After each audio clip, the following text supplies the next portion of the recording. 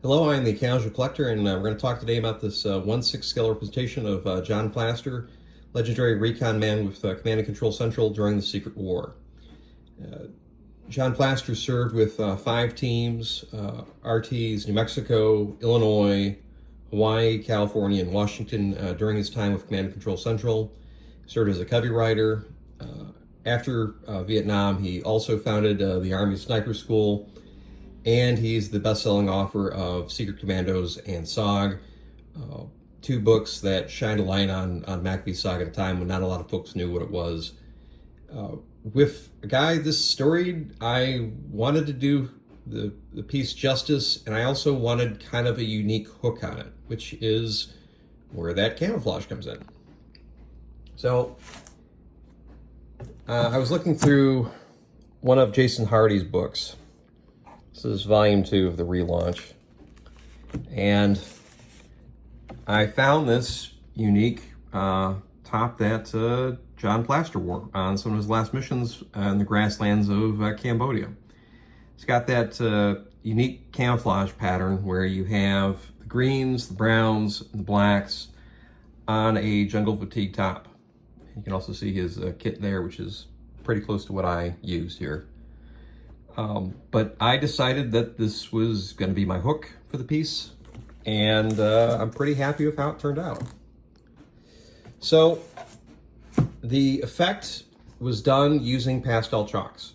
Now, a lot of folks will use airbrushes to simulate the spray paint patterns, but I don't like not having the option of being able to undo mistakes. I like to be able to wash something out, and airbrush paint is not really going to come out of this thing. So what I did is I used pastel chalks just rubbed into the uniform. You want to make sure it gets wet beforehand. It'll keep the color a little bit better. And if you get areas that are kind of blocky or it's not spreading around well, you just kind of rub your finger or a Q-tip, and it'll distribute the chalk very nicely. It came out very well, I think. You do want to go for shades that are a little bit darker than what you're aiming for. I found that the colors tended to fade a little bit when I was using them initially, and so I kind of went with darker shades of green and brown than what I was aiming for in the final product. The gear was pretty straightforward, just an M1956 rig with ammo pouches in the front with grenades suspended.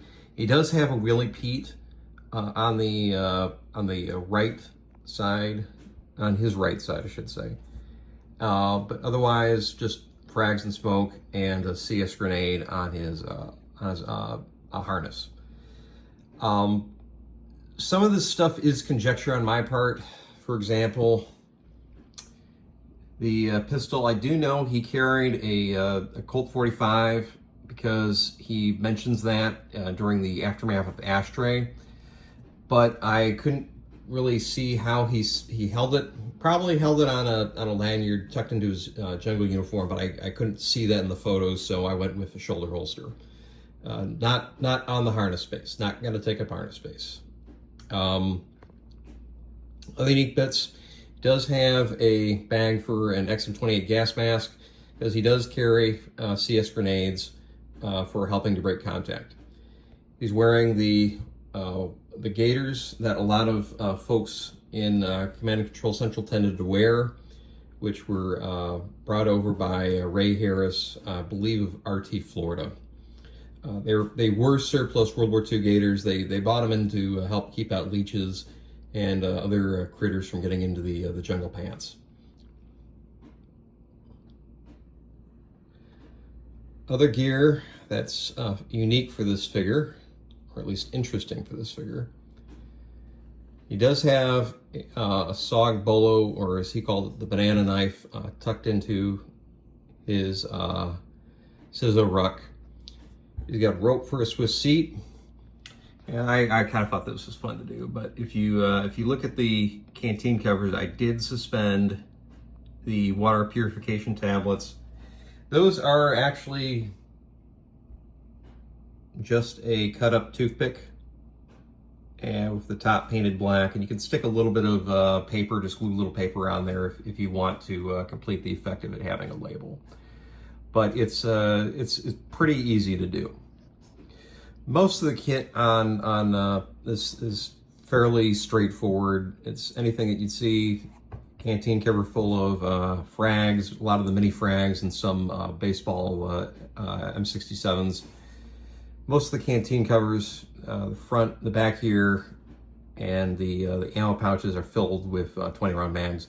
He does have a 30 round mag on his Car 15, which is something that they privately bought from Colt as part of a mail order because they saw the Air Force guards with those 30 round mags. They wanted some for themselves, but they couldn't get them issued, so they all chipped in some cash and everybody got a single mag. This was a real, one other thing, the Boonie. So there might be some controversy on this. If you look at the photos in Hardy's book, I've seen him with a black Boonie. I've also seen him with what looks to be a plain or camouflage Boonie, and I've also seen him with a bandana. I went with the black Boonie in this case just because I thought it set him apart from most of the figures in my collection. I thought it was a neat look. And I just decided, well, there is documentary evidence. I can't be sure what he was wearing for those final missions, but I thought that would be kind of a good look. Anyway, I hope you guys enjoyed seeing this. If you have any comments or feedback, anything that you want to see in the future, any SOG guys you'd want to see, please let me know in the comments. Thank you and have a great day.